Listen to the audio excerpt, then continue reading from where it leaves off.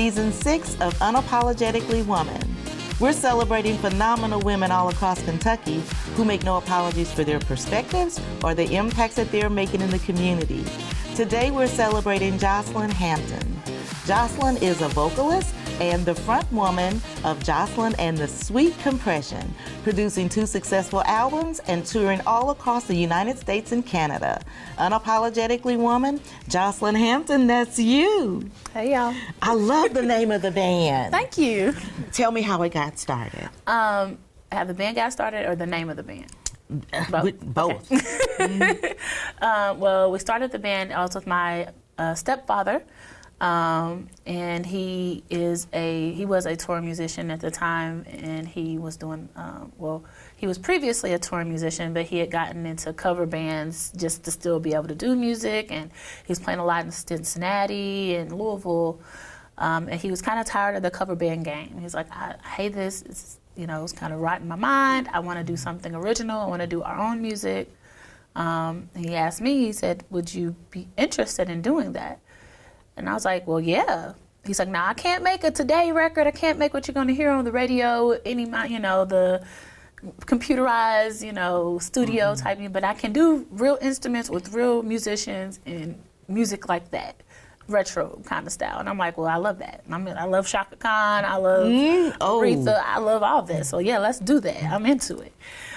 So he was like, yeah, let's do it. So we got together, wrote songs.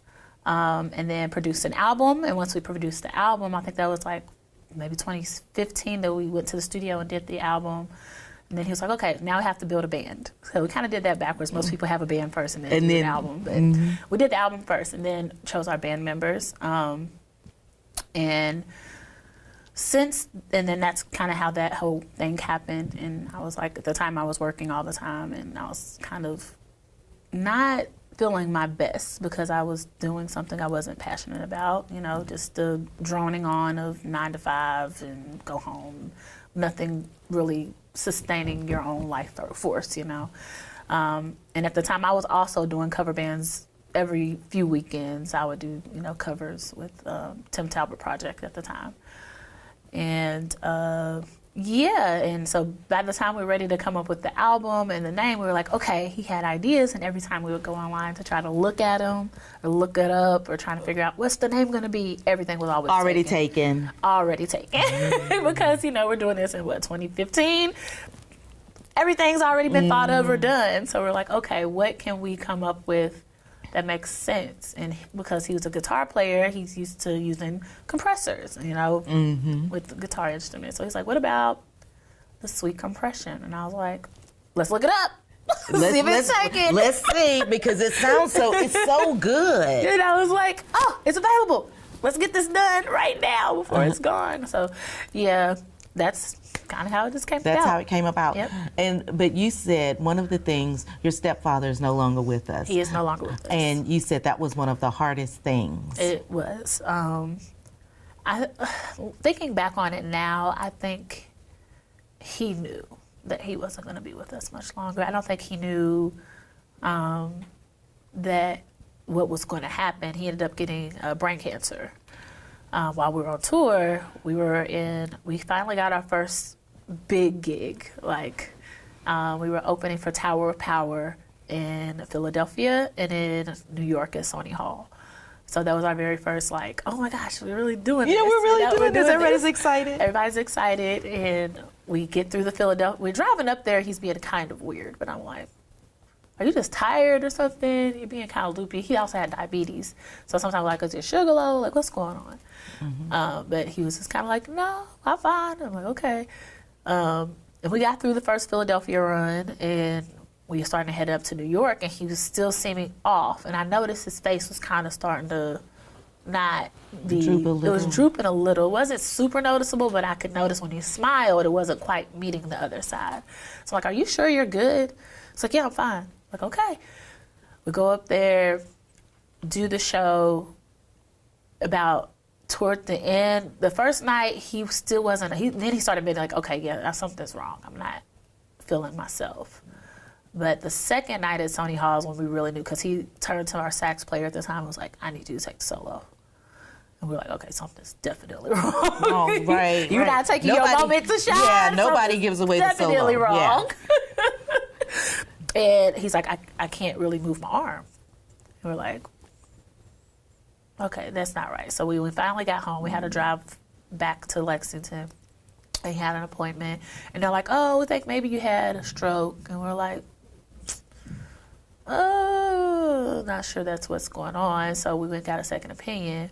And it turned out he had like probably a tumor about that big, the glioblastoma. And he didn't make it. Maybe a few more months after that, he deteriorated pretty quickly. But he had said maybe a year prior, he's like, I don't have a lot of time. I'm like, what are you talking about? You got plenty of time. He's like, I'm getting old. I just don't know I'm going to be able to do this much longer. He wasn't that old. He was in his 50s. The 50's not old. Exactly. No. You're not old. You're in your 50s, you know. And he was just like, I don't think I have much longer. I think he was saying, I could kind of think he was saying more than just with the music, but he was trying to frame it like it was just the music he was referring to. But part of me now, when I'm looking back on it, I think, no, I think he knew. Do you think he, knew that something was going or changing in his body and he just didn't know what? Maybe. I know a lot of the things he was having happen. He would go to the doctor, they'd blame it on diabetes. And like sometimes he'll have double vision and things like that. And they're like, oh, I think it's your diabetes. Or, they blame it on something else. They wouldn't really investigate any further, which is why I'm a huge advocate for if you're thinking something's wrong with you, advocate for yourself. Don't just take whatever answer you're given. Go there and sit and wait until you hear what you feel like is right. That's Correct. right. Yeah. Because glioblastoma is it's treacherous. It's a very aggressive cancer. And like I said, he was with us maybe a few more months after that, and he was gone. So he didn't have any time to really prepare me. We had talked about it. He's like, well, I'll get you up here, but it just never happened. We never. Because you always think you have more time. We always think we have more time. But I kind of got thrown to the sharks because I was like, okay, he took care of all the business stuff. When it came to making music and stuff, we worked together on that. The business side, I left that to Marty. He's more professional. He knows how to deal with people. Doing. I know I could be a little bit of a crash out if you try to do something you shouldn't do to me. So he's more level-headed. We'll let him handle these things. I've had to learn to be, over the years, had to learn to be level-headed, learn to be patient, learn to take a moment, center myself, continue. Right. And those are the things that you have to learn, especially when the person that you were depending on to show you the way, you describe it as you had an option. Yeah. You either sink or you swim. Exactly. You either drown or survive, and it's your literal survival instincts kick in. This is something, especially if it's something you really want. You have to survive. You have to do it. So, of course, at that time, I was using my team. I had a management team. I'm like, hey, y'all, I don't know what's happening. I don't know what I'm supposed to do. He set all this up for me.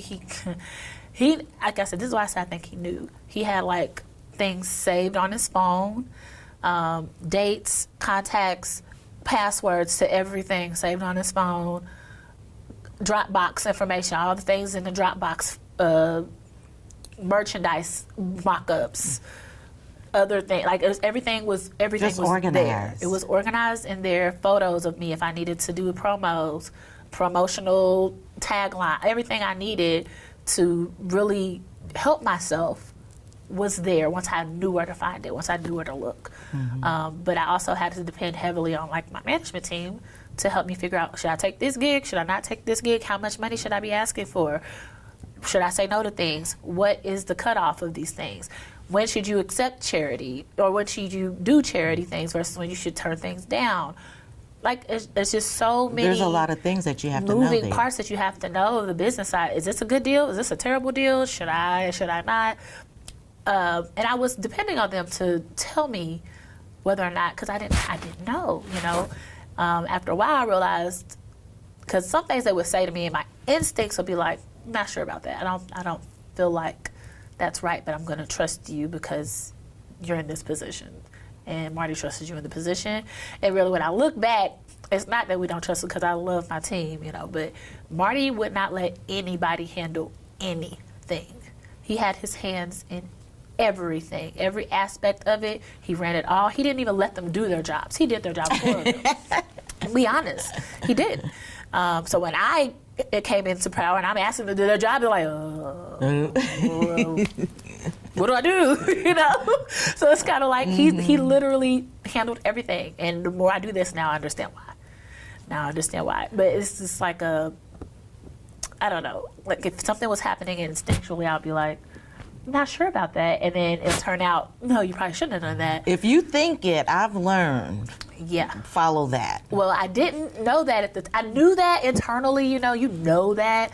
But when you have a team of people who, you're supposed to do this, they know what to do. Let's just let them do it. You don't know what you're doing, girl. Be quiet. That's kind of what I said to myself. Right. But after a while, I learned to really listen to my instincts. Like, all right, no, I don't have a reason why I shouldn't, but something's telling me no, so I'm gonna go with that. Yeah. That's like, well, why? I don't know. I just know. I don't know. I'm just gonna listen. But when I feel like I shouldn't do something, I just don't do it. Yeah, I was like, I just don't. I don't have a reason. One time it was a gig in Asheville, and it was literally right before that flood that happened in Asheville or North Carolina. We had a gig opportunity. I was like, I don't think we should do this. And they're like, well, why not? I'm like, I don't know. I don't think we should. And literally, the day that gig would have happened, had I accepted it, is when North Carolina flooded. You'd have been caught in all of that. Yep, I-40 disappeared, got flooded out, all that happened, and I would have been stuck in North Carolina. What do you think Marty would think about the woman that you've gone on to be and become? I think he would be proud. I think he would probably have some notes. Of course. Like, now, you should have did this, that, and the third. But I think overall, I think he'd be very proud of me. I think he would probably like, Eros, now it's time to make some new music now. You need to come on. It's time to do another album, which I'm working on. But well, and with your voice, I saw you at the MLK event this year, and I was like, this girl's voice is everything. Thank you. Everything. Thank you very much. No, and your stage presence, it was phenomenal. Thank you. Look, I enjoyed the concert. I'm glad. I felt like I was at the concert. I'm so glad. We're in this position. People often be like, oh, yeah, she's confident. She knows what she's... I'm not. Right. And then I'm a person, I got nerves. I was super nervous to do that. I was very honored to do it.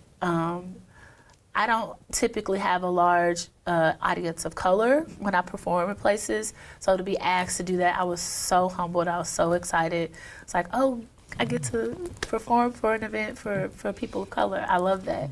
For Black people, I love that. And I wish I had more opportunities to do stuff like that. But I'm very thankful for the audience that I have. I'm not saying that at all. Exactly. Wait a minute. I'm not saying that, but you can want two things at the same time. I do wish more people of color would come up and come out and support. I know most of the people I know be like, girl, so it's too late. I'm tired. I'm ready to go home. I'm going to bed. I get it. I do, but I get a sense of joy, and pride when I get to do things like this for my own community. So, I mean, like I said, it's not to undercut anything else, but I think that's important to me. Yep, I see it. So, Joslyn, I'm going to kick it to you for words of encouragement to young girls or young women that are watching you. Okay. What I would say to young women and young girls is to always, always, always follow your heart. Do what you're passionate about. Do not let anybody tell you what you can and cannot achieve in this life. It is yours. It is yours to navigate. It is yours to live. Do not let people in their unimaginative minds tell you what you can do. But I also say, if you choose to do something, make sure you're passionate about it. Make sure it's something that you love to do. And this is cliche, but if you do something you love, you will never feel like you're working. You will not feel like you're working. Now, I'm not saying it won't take hard work. Don't confuse the two. It will take hard work. You will get knocked down. You will have to pivot. And you may have to pause sometimes to realign yourself. But don't let that stop you from pursuing your goals and your dreams and your aspirations. Congratulations. Thank you. So you guys, Joslyn is another phenomenal woman from Kentucky that you're getting to meet on Unapologetically Woman. Continue to watch as we find other incredible women just like Joslyn in Kentucky who are making changes and doing it their own way. We'll see you soon.